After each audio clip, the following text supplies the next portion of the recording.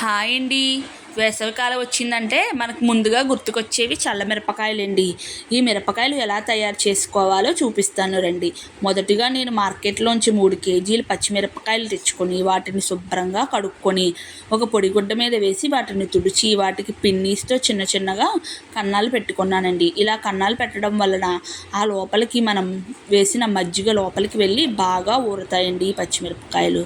తర్వాత ఒక plastic డబ్బాలోకి 1 litre పెరుగు, అలాగే రుచికి సరిపడే అంత ఉప్పు, లీటర్కి లీటర్ నీళ్లు వేసి తరువాత 4 నిమ్మకాయ చెక్కల రసం తీసి ఈ పెరుగులో కలుపుకున్నాను. ఇలా నిమ్మకాయ రసం కలుపుకోవడం వల్ల పచ్చిమిరకాయలు చాలా రుచిగా తయారవుతాయి. అలాగే సంవత్సర కాలం పాటు పురుగు పట్టకుండా చక్కగా నిల్వ ఉంటాయి.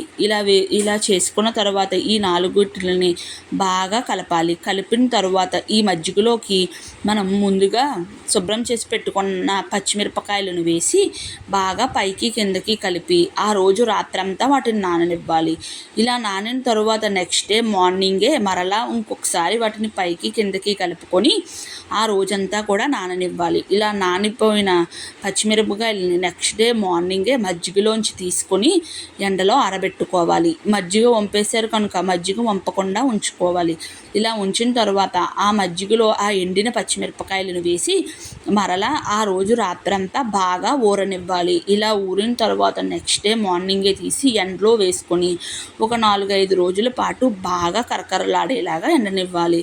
ఇలా ఎండితే అంతేనండి, మనకి చల్లమిరపకాయలు రెడీ అయిపోతాయి. ఇవి ఏదన్నా డబ్బాలో వేసుకొని నిల్వ ఉంచుకోవాలి. ఇది పప్పుచారులో కానీ పప్పు మామిడికాయ పప్పు టమాటా ఏదన్నా చేసుకున్నప్పుడు వేపుకొని తింటే చాలా బాగుంటుందండి.